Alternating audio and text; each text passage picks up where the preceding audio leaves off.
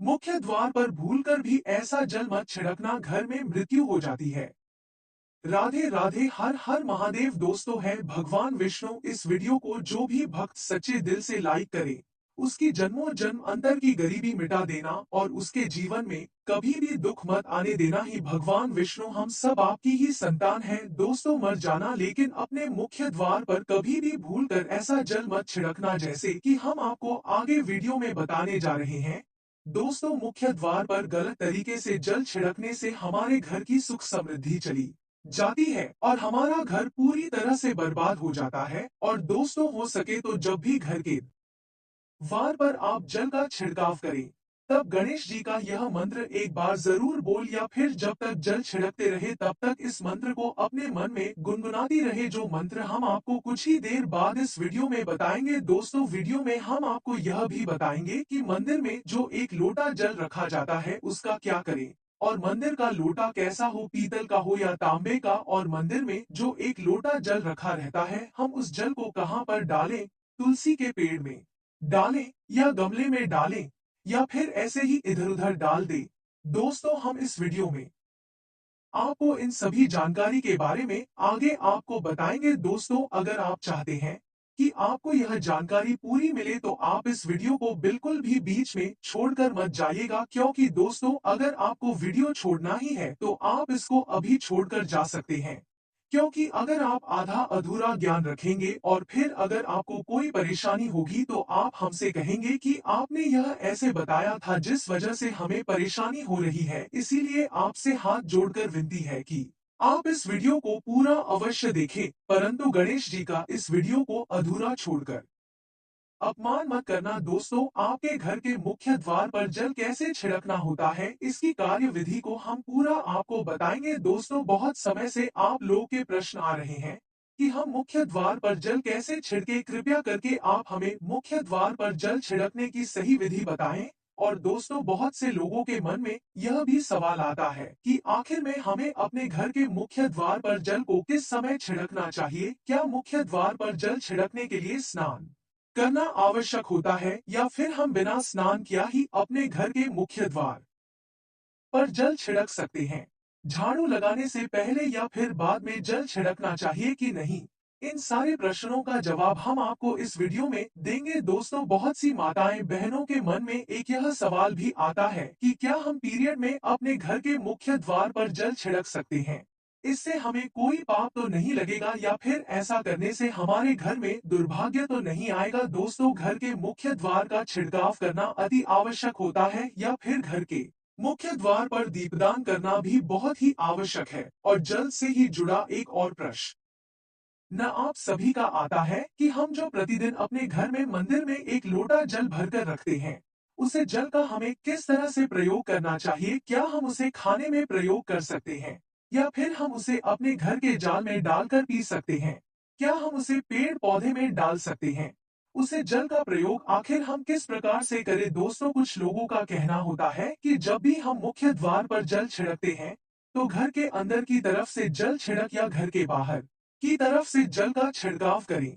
दोस्तों, हम सबके मन में यह बहुत सारे प्रश्न आते हैं जिनका उत्तर शायद हमें किसी वीडियो में अच्छी तरह से नहीं मिल पाता है। इसीलिए आज मैं आप सबकी शंका को दूर करने के लिए घर के मुख्य द्वार पर किस प्रकार से जल छिड़कना चाहिए, इससे संबंधित यह वीडियो लेकर आई हूँ। कई लोग ऐसे भी होते हैं जो फ्लैट में रहते हैं, कुछ ऐसे लोग हैं जो किराए के मकान में रहते हैं, कुछ लोग ऐसे हैं जो सिर्फ एक ही कमरे में अपना गुजारा करते हैं।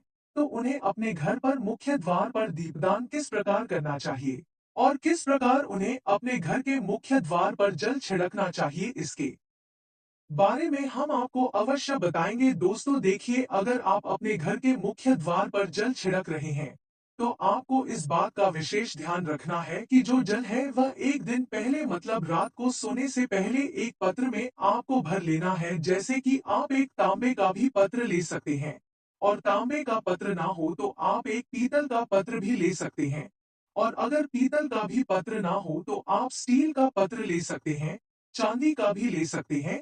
जो भी पत्र आपके पास है आपको वही लेना है। ऐसा नहीं है कि आपको मार्केट से नया खरीद कर लाना है। जो भी पत्र आपके घर में है, आप उसी का उपयोग कर सकते हैं। दोस्तों, आपको एक लोटे में थोड़ा सा गंगाजल डालना है और उसके ऊपर शुद्ध जल भर दीजिए और गंगाजल ना हो तो भी परेशान होने की आपको बिल्कुल भी आवश्यकता नहीं है, सिर्फ आप अपने घर का शुद्ध जल ही अपने लोटे में भर सकते हैं और उसे जल से भरे पत्र को अपने घर की रसोई में रख दीजिए। दोस्तों, अब जैसे ही आप अगले दिन सुबह उठे तो स्नान से निवृत्त होकर या फिर अगर आप किसी कारणवश स्नान नहीं कर पाते हैं तो इस जल को सुबह उठकर अपने घर के मुख्य द्वार पर छिड़काव करें। दोस्तों देखिए, जब घर के मुख्य द्वार पर वह जल छिड़का जाता है तो वह सुबह सबसे पहले उठकर ही घर के मुख्य द्वार पर छिड़क दिया जाता है। अगर दोस्तों यह उपाय तरीके से तौर पर किया जाता है तो हमारे घर में कैसी भी परेशानी हो, किसी भी प्रकार के दुख दर्द रहते हो, हमारे घर में गरीबी हो या फिर गृह क्लेश बनी रहती है और हमारे घर से कभी भी क्लेश खत्म होने का नाम नहीं लेती है। मतलब कि दोस्तों, अगर हमारे घर में किसी प्रकार की नकारात्मक ऊर्जा है जिससे आप बहुत परेशान हैं और आप बहुत परेशानियों से घिरे हुए हैं और आप बहुत समय से इन परेशानियों से निकलने की कोशिश कर रहे हैं, लेकिन आप निकल नहीं पा रहे हैं। तो ऐसे में घर की रसोई में रखा हुआ जल घर के मुख्य द्वार पर सुबह उठकर छिड़का जाता है। इस जल के छिड़काव से आपके घर की सारी परेशानी बहुत ही शीघ्र समाप्त हो जाती है और आपके घर में ग्रहों के लिए और मनमुटाव भी दूर होने लगता है और धीरे धीरे घर में प्रेम भरने लगता है और हमारे घर में धीरे धीरे सुख समृद्धि भी आने लगती है और हमें बीमारियों से मुक्ति मिलती है। दोस्तों, मतलब यह है कि किसी भी प्रकार की मानसिक परेशानी है जिससे आप उभर नहीं पा रहे थे या फिर आपको आर्थिक तंगी है, आपके घर में कोई वास्तु दोष है जो कि खत्म होने का नाम नहीं ले रहा है, किसी प्रकार का ग्रह दोष है, जैसे कि कई बार ऐसा होता है कि लोगों के ऊपर कई प्रकार के बुरे ग्रह दोष का प्रभाव हो जाता है जिसके कारण उसे बहुत सारी परेशानियां और दिक्कतों का सामना करना पड़ता है और उसकी परेशानी दिन व दिन बढ़ती जाती है। इन सभी को समाप्त करने के लिए सुबह उठकर घर के मुख्य द्वार पर जल छिड़का जाता है। दोस्तों, ऐसा करने से हमारे घर में ग्रह दोष के प्रभाव धीरे धीरे कम होने लगते हैं। वास्तु दोष और पितृ दोष भी धीरे धीरे समाप्त हो जाता है और हमारे पितृगण हमें अपना आशीर्वाद देने लगते हैं।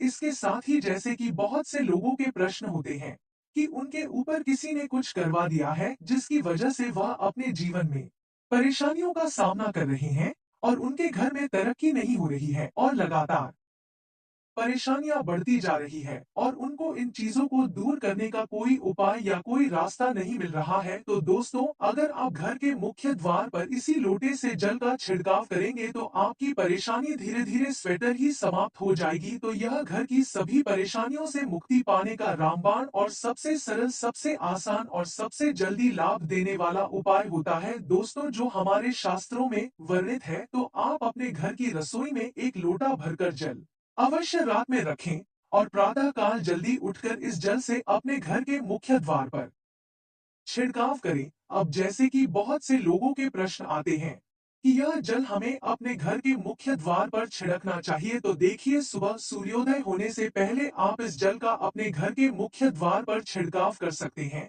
लेकिन दोस्तों, आपको इस बात का विशेष ध्यान रखना है कि आपको इस जल को घर के मुख्य द्वार पर सूर्य उदय होने से पहले ही छिड़क देना है। दोस्तों, अब यह प्रश्न है कि हमें इस जल का छिड़काव अपने घर के मुख्य द्वार पर स्नान किए बिना या स्नान करके छिड़कना चाहिए। तो देखिए दोस्तों, हम जब भी अपने घर के मुख्य द्वार पर जल छिड़कते हैं तो मतलब यह एक उपाय होता है, इससे हमारी परेशानियां दूर होती हैं।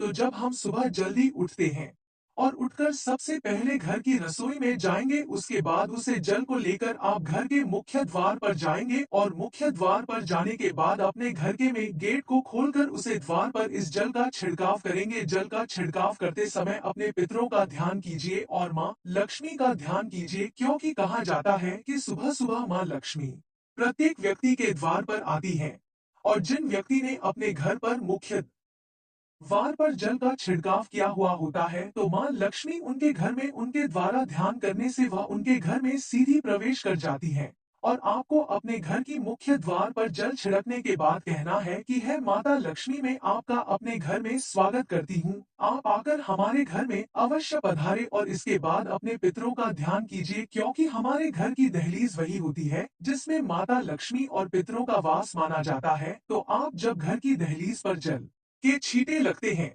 तो इससे आपके पितरी बहुत ही प्रसन्न होते हैं और उन पर अपना आशीर्वाद बनाए रखते हैं।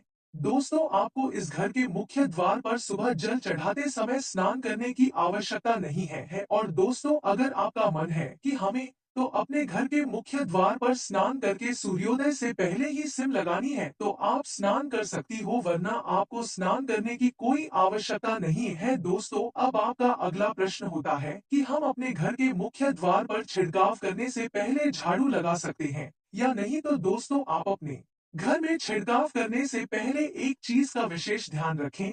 जब हम सोकर उठते हैं तो सबसे पहले बिस्तर पर बैठे हुए ही हमें अपनी दोनों हथेलियां को जोड़कर और दोनों हथेलियां को सामने से जोड़कर पूरी हथेली को देखते हैं, क्योंकि हमारी हथेली में माँ लक्ष्मी का वास होता है, इसीलिए हमें माँ लक्ष्मी का ध्यान करना चाहिए। उसके साथ ही आप 5 देवताओं का ध्यान किया जाता है, उनमें से माँ दुर्गा, भगवान शिव, भगवान श्री हरि, विष्णु, गणपति जी और भगवान सूर्य देव। इन 5 देवताओं का ध्यान करके हमें अपनी हथेलियां देखना है और देखते समय उसके बाद हमें एक मंत्र का उच्चारण करना है। कराग्रे वस्ति लक्ष्मी कर, मध्य सरस्वती कर, मूले तू गोविंदम प्रभाते कर दर्शनम। दोस्तों, आप चाहे तो इस मंत्र का उच्चारण कर सकते हैं और आप चाहते हैं कि हमें इस मंत्र का उच्चारण नहीं करना है तो वह आपकी मर्जी, वरना आप अपने इष्ट देव का भी ध्यान ध्यान कर सकते हैं और 5 देवताओं का भी ध्यान आप अपनी हथेलियां में कर लीजिए। उसके बाद दोनों हाथ जोड़कर सभी देवताओं को प्रणाम किया जाता है। दोस्तों, उसके बाद अपने हाथ से पृथ्वी का स्पर्श किया जाता है। दोस्तों, जब भी हर दिन बिस्तर से नीचे अपने पर रखें तो उससे पहले आपको धरती माँ को स्पर्श करके उनको छूकर प्रणाम करना होता है 2 बार या 3 बार। उसके बाद आप अपना दाहिना पांव पृथ्वी पर रख सकते हैं। दोस्तों, धरती पर पैर रखते हैं, उसके बाद ही बाकी जो सभी कार्य होंगे वह किए जाते हैं। जल का छिड़काव आप उसके बाद ही करेंगे, मतलब सुबह जागने के बाद बिस्तर पर अपनी दोनों हथेलियां को देखने के बाद अपने इष्ट देव को प्रणाम करने के बाद फिर उसके बाद धरती पर पैर रखने से पहले माता धरती को प्रणाम करके अपना पैर रखकर फिर अपने रसोई घर में जाकर और वहां से जल को लाकर अपने घर के मुख्य द्वार पर उसका छिड़काव किया जाता है। माँ लक्ष्मी का और अपने पितरों का ध्यान करना है। उसके बाद दोस्तों, आप अपने घर के अंदर जाएंगे और आपका जो भी डेली रूटीन वर्क होता है आपको वह करना है, जैसे कि झाड़ू लगाना, स्नान करना, भगवान की पूजा आदि करना, यह सब आपको करने हैं। दोस्तों, जब आप घर के मुख्य द्वार पर जल का छिड़काव कर देते हैं उसके बाद फिर अगर आपके लोटे में जल बचत है तो उसमें थोड़ा सा पानी मिलाकर आप अपने घर की मुख्य दहलीज को झाड़ू से उसे पानी को डालकर साफ कर सकते हैं। अगर आप किसी फ्लैट में रहते हैं या आपके पास एक ही कमरा है जिसमें आप किराए पर रहते हैं, तो आप जल का छिड़काव या फिर दीपदान कहाँ पर करें? किसी हम अपना मुख्य द्वार में जो आपका अपना कमरा है या फिर जो फ्लैट है आप जहां पर अपना नाम प्लेट लगा हुआ है, आप इस स्थान पर दीपदान कर सकते हैं और उसी स्थान पर आपको जल का छिड़काव करना है। मतलब दोस्तों, अगर आप कमरे में रहते हैं तो आपको अपने कमरे की मुख्य दहलीज पर जल का छिड़काव करना है और वहीं पर आप दीपदान भी करेंगे, जो कि आपके लिए वह घर का मुख्य द्वार माना जाएगा। दोस्तों, इसके बाद आपका अगला प्रश्न है कि क्या हम अपने घर की दहलीज पर जल का छिड़काव पीरियड्स में कर सकते हैं? तो दोस्तों, आप पीरियड से हो या ना हो इससे आपको कोई फर्क नहीं पड़ता है, आप अपने घर के मुख्य द्वार पर जल का छिड़काव अवश्य करें। लेकिन दोस्तों, रही बात दीपदान करने की, तो दोस्तों देखो, जब भी हम दीपदान करते हैं तो दोस्तों यह एक धार्मिक कार्य में आता है, क्योंकि दोस्तों हम जब पीरियड से हो जाते हैं तो हम भगवान की पूजा पाठ नहीं करते हैं। इसीलिए आप अपने घर के मुख्य द्वार पर जल तो छिड़क सकते हो, लेकिन आप पीरियड्स में अपने घर के द्वार पर दीपदान नहीं कर सकते। आपकी तबीयत जब पूरी तरह से ठीक हो जाए उसके बाद ही आप दीप दान कर सकते हैं। दोस्तों, अब आपका अगला प्रश्न है कि क्या मंदिर में जो हम जल रखते हैं वह रखना जरूरी है, और अगर हम रखते हैं तो उसे जल का हमें क्या करना चाहिए? देखिए दोस्तों, मंदिर में जल का लोटा रखना बहुत ही आवश्यक होता है। जल एक ऐसी चीज होती है जिसमें सभी प्रकार की एनर्जी आती है। जल सभी प्रकार की एनर्जी को ऑब्जर्व कर लेता है। जब हम पूजा पाठ करते हैं, मित्रों का जाप करते हैं या फिर भगवान के सामने प्रार्थना करते हैं, तो जो भी हमारे मन की कामना होती है भगवान से, तो वह उसे जल में समाहित हो जाती है और वह भगवान तक पहुंच जाती है। इसीलिए पूजा करने से पहले घर के मंदिर में एक लोटा जल रखना बहुत ही जरूरी होता है और उसके बाद दीपदान मतलब एक दीपक प्रज्वलित करना बहुत जरूरी होता है। यह अग्नि और जल का एक तरह से बैलेंस हो जाता है और इसलिए शास्त्रों के अनुसार घर के मंदिर में एक लोटा जल भी हमेशा रखा होना चाहिए, तभी आपको अपनी पूजा का संपूर्ण फल मिलेगा। दोस्तों, अब इस जल का हमें करना क्या है? आपके मन में यह सवाल भी आ रहा होगा। तो जब भी आप पूजा कर लें, तो उसके बाद सुबह की पूजा में जब आप जल रखते हैं, दोस्तों जब आप पूजा पाठ करते हैं, तो उसे जल को भरकर रखते हैं और अगले दिन जब आप पूजा पाठ करने से पहले स्नान आदि से निवृत्त होकर उसे जल को उठा लेते हैं मंदिर से, क्योंकि आपको उसे लोटे में नया जल भरण होता है। तो दोस्तों, जब भी आप स्नान आदि से निवृत्त होकर उसे जल का लोटा अपने मंदिर से उठें, तो सबसे पहले आपको अपने घर के सारे कमरों में मतलब पूरे घर में उसे जल का छिड़काव कर देना है। इससे आपके घर का शुद्धिकरण हो जाता है, क्योंकि वह बहुत ही पॉजिटिव एनर्जी से भरा हुआ होता है। इससे हमारे घर की बहुत सारी बीमारी धीरे धीरे स्वतः ही दूर होने लग जाती हैं। उसे जल का छिड़काव करने से हमारे घर में किसी भी प्रकार की नकारात्मक ऊर्जा कभी भी प्रवेश नहीं करती है और दोस्तों, हमारे घर में किसी भी प्रकार की परेशानी भी नहीं आती है। अगर आप नियमित तौर पर उसे जल का छिड़काव करें, तो अपने घर में आप निश्चित ही सारी परेशानियों से मुक्ति पा सकते हैं। दोस्तों, आपको फिर किसी तंत्र मंत्र वाले गुरुओं के पास जाने की जरूरत नहीं पड़ेगी। आप स्वतः ही तंत्र मंत्र के प्रभाव से मुक्ति पा लेंगे। दोस्तों, जैसे ही घर में कोई बीमार है, तो आप इस जल को उसे व्यक्ति को प्रतिदिन पीने के लिए दे सकते हैं और यह जल इतना पावरफुल होता है कि इस जल को पीने से हमारे शरीर की बड़ी से बड़ी बीमारी धीरे धीरे खत्म होने लगती है। अगर हमारे घर में किसी सदस्य की बीमारी है जो बहुत समय से है, वह ठीक होने का नाम नहीं ले रही है और बहुत ही लंबी बीमारी है, तो आप अपने घर के सदस्य को इस जल को अवश्य पिलाएं। दोस्तों, ऐसा भी होता है कि हमारे घर में कोई सदस्य लंबे समय से बीमार है और वह दवाई खाई जा रहा है, हम उसका बहुत इलाज करवा रहे हैं, लेकिन उसकी दवाइयां से कोई प्रभाव ही नहीं पड़ रहा है। तो ऐसे में अगर आप दवाई के साथ साथ उसे जल को पीने के लिए उसे बीमार व्यक्ति को देते हैं, तो तो उसे बीमार व्यक्ति पर धीरे धीरे उसे जल का प्रभाव होने लग जाता है और दवाइयां अपना काम करने लग जाती हैं। अगर आपके परिवार में गृह क्लेश अधिक होता है, हमेशा परिवार के बीच में सामंजस्य नहीं बनता है, आपस में लड़ाई झगड़े होते रहते हैं, तो परिवार के सभी सदस्यों को इस जल को थोड़ा थोड़ा पी लेना चाहिए। इससे आपसी मनमुटाव दूर होगा और घर के सदस्यों में प्रेम बढ़ने लगता है और सभी के विचार सकारात्मक होने लगते हैं, जिससे उनके बीच लड़ाई झगड़ा समाप्त हो जाता है और सब प्रेम पूर्वक रहने लगते हैं। दोस्तों, यदि आपकी कोई दुकान है या आप कोई व्यापार चलाते हो, तो आपको प्रतिदिन इस जल को थोड़ा सा ले जाकर अपनी दुकान और व्यापारिक स्थल पर जरूर छिड़कना चाहिए। इससे आपका काम, दुकान का काम, व्यापार बहुत अच्छे से चलने लगेगा। दोस्तों, लेकिन आपको एक बात अवश्य ध्यान में रखनी है कि मंदिर में रखा लोटा जल आपको कभी भी तुलसी में अर्पित नहीं करना चाहिए, इससे आपको पाप लग सकता है। उसके लिए आप अलग से एक तांबे के पत्र में जल भरकर तुलसी को अर्पित कर सकते हैं, क्योंकि दोस्तों, यह जल सभी देवी देवता ग्रहण करते हैं,